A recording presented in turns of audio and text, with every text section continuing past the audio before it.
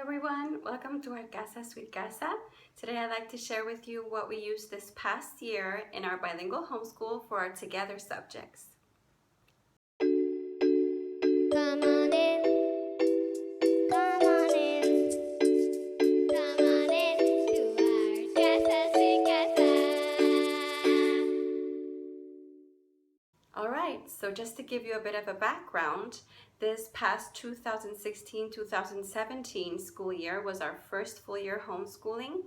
I have two school-age girls. One was 10 and she turned 11, and 6 and 7. And I just wanted to share what we did together this past year.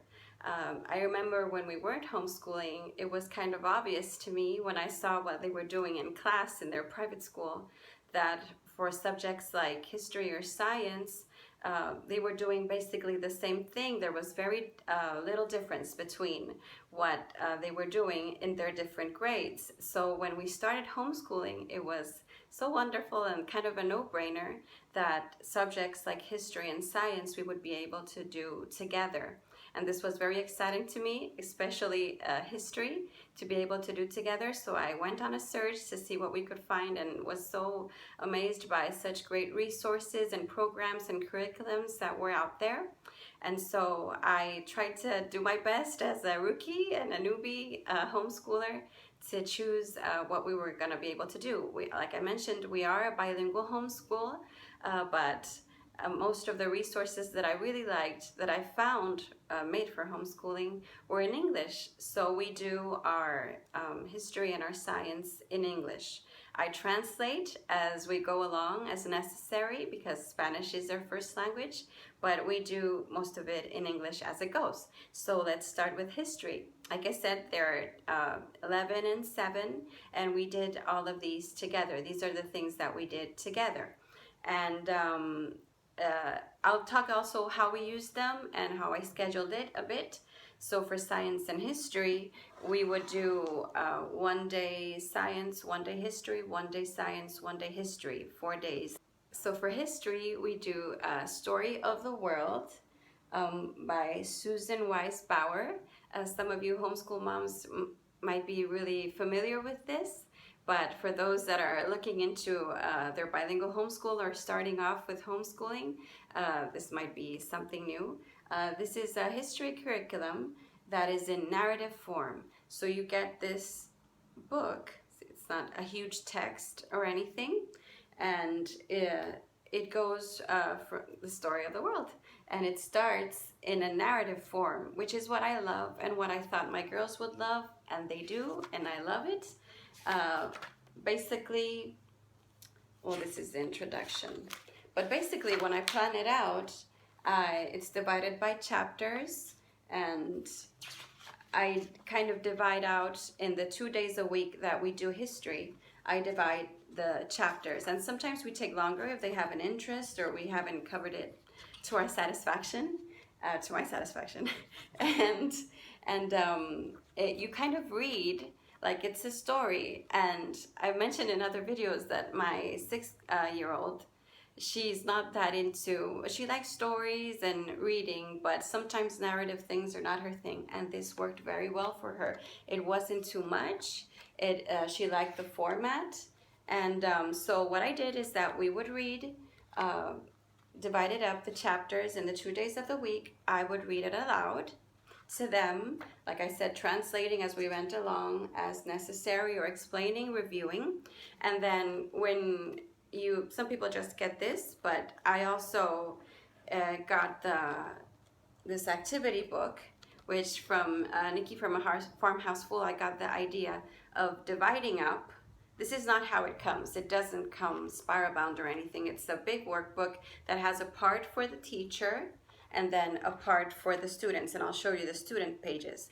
But what I did is that I divided the teacher part and had it spiral bound. This is just the teacher part. I did this myself, well, not myself, I went to have it done. And then the activity book then gives you review questions, narration exercises, which I really like, from this program by Susan Weiss Bauer. And then it has additional history reading that we sometimes did, and then literature suggestions and map work, and I'll show you how we use that. So I love this because it gives me all the ideas that I need for what we're going to be doing for history. So I would plan out the reading that we would do here, and then I would plan out, we'd always do the questions and the narration, and then I would plan out what other reading we were going to be doing, what coloring page or what projects needed to be done on that, and it was just great for them. So this was my book, and I planned out from this what we were going to be doing, and then from this same activity book, what I did, this is their binder for history. I took out the student pages and put them in this binder, and so they have coloring pages. So after I read to them and we answered the questions, during when I was reading is what I meant, they would kind of draw or notebook whatever came to their mind as they were listening to me read aloud. So this is my 6-year-old. See their activity pages. Sometimes she would write out names or information that she heard, keywords. So this is her binder of everything that we were doing. See, sometimes coloring, sometimes notebooking. And this was just wonderful for them. It was amazing how well they retained what we're talking about because they were drawing on it. I'll show you quickly my older one's notebook. She would take notes, and then she would draw what she was. This is the Fertile Crescent and how they were working the land. She would also color. She doesn't mind coloring the pages, even though this is Egypt, and this is what she would draw. And it was just great for me to read aloud, and they were just drawing as we read. And then I forgot to show you in the other binder, but they both have the same thing. You have the map work. So after they did the activity page or whatever they were doing and they would notebook, then we would go into the map and follow the instructions from the teacher's instructions about what they should do. And this is great. They'd never done anything like this at school before. We loved it. And besides those, I would also plan in when this book would be useful. It's the Kingfisher History. Let me show you inside. So I would supplement this with the images or some of the information that was on this book, depending on what we were doing. Like in China, see, when we talked about China, they could see the village, and we got some extra information from here. So this was very useful. So also a good part about this program is that since it's not a text, it's this narrative thing, you can add and do as much as you want or as little as you want or can. And I also liked whenever I could find a good reference book to use it. I'd like to show you this one because I thought it was so wonderful when we were studying on ancient Egypt. This is Pyramid by David Macaulay, and he has other books. I think I have the Rome one, and they're just wonderfully illustrated. I just like looking at it. And it has extra information on the pyramids and how they worked. And it's not just illustrated. Let me show you. There are like diagrams of how they actually built the pyramids and how it worked. Beautifully illustrated. And this is just something to look through and dive in as much or as little as you want. How they did circles. So we love doing this program for history. We haven't finished this volume because we had to not finish up our history this last semester because I was gone half the day.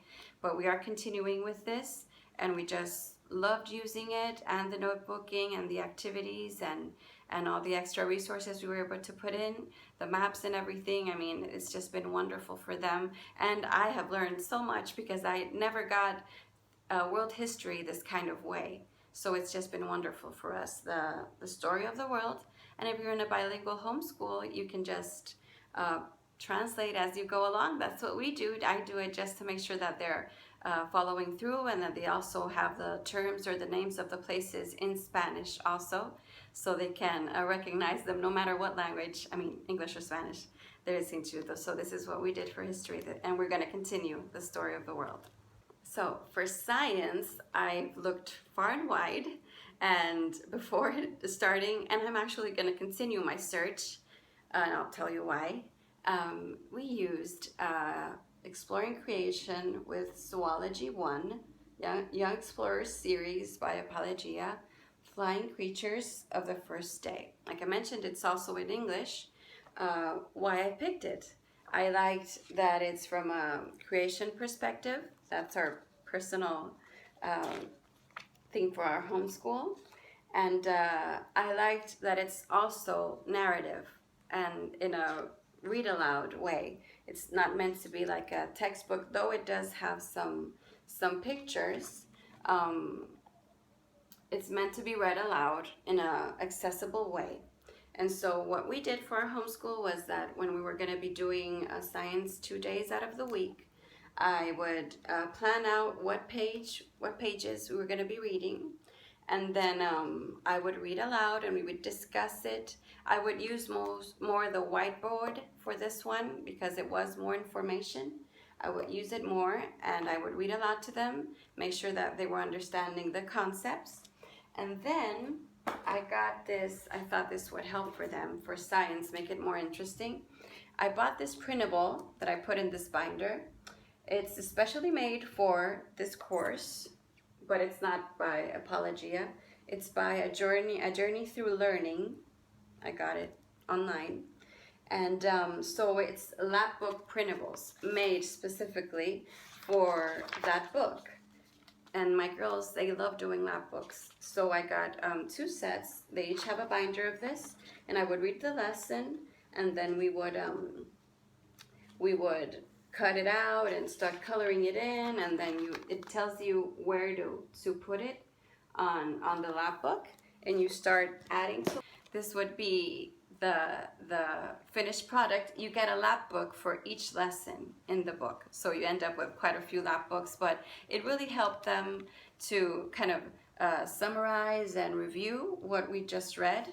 And so I liked it. It has different kind of little pages for the lap book, and it's already made out, and it was easy to plan out because I'd see what pages we were reading, and then I'd see what pages from our lap book printable went with what we were reading, and then we would work on it, and by the time we finished the lesson, we had a finished lap book. So for my 10 to 11-year-old, I also got the Zoology 1 notebooking journal. This is for the older kids version. There's the junior version. This is not the junior one. And I got it because I thought maybe she could do a little bit more extra work depending on what we were doing since she's older.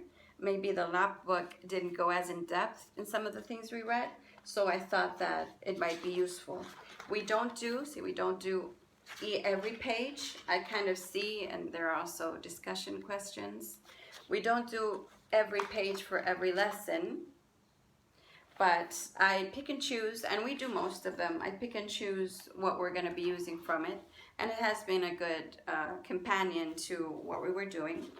And I like to keep them busy while I'm reading. So as we start out and I'm reading from the narrative part of the book, they each got their own notebooks. This one, she decorated herself, my older one, Flying Creatures. And as I read aloud, they were just drawing and taking notes from where we were talking about. And she did such cute things on what we were talking about. So I discovered definitely for both history and science that for my girls, it works out really well to have them drawing or taking notes in that way. One of the most frustrating parts about private school for them was just, at least in the school they were in, just copying out from the blackboard line after line of information that wasn't that really discussed, and that really had nothing to do with what information they were actually understanding or retaining. So having them draw out and write down keywords and discussing it that has worked wonders for how much they have been able to retain of what we're talking about. So why am I still on the lookout for something for science? Like in history, we didn't complete this one because I was gone half the day the last semester. But so we might try to continue it in the fall. Uh, what what doesn't have me really satisfied with this is that it's so much information, and I think that it's lovely, but I don't like to think about what to leave out and what to use. So if it's a lot of information by a certain lesson, they were like over it with birds. It's so detailed, and that's wonderful. We learned a lot of interesting things that I definitely did not have an idea about birds, but we're still not done with birds, and they're like, enough with the birds. And so this might work for really in-depth thing, and I know some people say, well, you can pick and choose what you use and what you leave out, but I don't want to think about it. I don't want to think about I don't want to feel like I'm leaving anything out or have to think about, I like to plan out my things, but I don't want to think about what to leave out or what to use. And it's so in-depth and so focused on one topic that even I got a little bit burnt out on birds, at a certain point. So I liked the style of it, and it was working for us, the visual part, the notebooking part. I like the narrative thing, but we just felt like it was too focused on one thing for us for a while. So we have it, we might continue it, but I am on the lookout for something different for science. But this is what we used, it was okay. And so it's not exactly a subject, but it is something that we were able to add in once we started homeschooling. We are LDS Mormons, and so I'm so grateful that we were able to sit down and use this book every day to study together. We used the Book of Mormon for young readers, and it's such a beautiful book, and it helps you kind of summarize and take your time for young readers reading the Book of Mormon. So we were able to just read it in a different way and use the different pictures and questions and writing prompts that it has. And also I had to include in, they'd have to keep them drawing. So as we read, this is my little 6-year-old's tree of life. As we read, they did drawing also. And so it was just another wonderful thing about homeschooling, to be able to read together in depth the scriptures. So we love that as a part of our day. And lastly, like I said, we did science and history on and off for 4 days out of the week, and then on Fridays we do art. And so you'll hear me say it again and again, I don't like to think about, I like to get good resources that do most of the thinking for me. And so we got this DVD for art. It's a Home Art Studio, Your Personal Art Teacher DVD, with Lindsay Volin, Art Education for the 2nd grade. So they're technically 2nd grade and 5th grade, but I knew that my 5th grader, she wouldn't mind at all doing these kind of, though she's very artistic and could do more advanced things, she wouldn't mind. So it's just a set of DVDs that you get, that you pop in, and then the teacher just takes it away and teaches them the art lesson. My 6-year-old did not like Mr. Demi for the Matthew C. DVDs, but she does like Miss Lindsay for her art lesson. So just pop it in, and then that I got from Rainbow Resource, you can get like the whole kit of what you need to do all these art activities. And it's made for 2nd grade, but they're still very colorful, very nice, and it's been very good for them. So we did these on Friday. Pop in the DVD and have their materials ready, and they do it, and I do watch it with them. I'm there with them as they go along, but it's already planned out and accessible. So this is something fun to do on Fridays. So those are the main things that we did this past year. I am looking into tweak some of them. For example, I forgot to mention for history, I hope to add in more timeline things. to help them kind of get situated in history as we're learning along. I didn't really go into timelines this time around, so I hope to do it next time, and I'll be on the lookout for something for science from a creation perspective. So if you have anything to recommend or anything you'd like to comment on, would love to hear what you're doing or have been doing for your together subjects.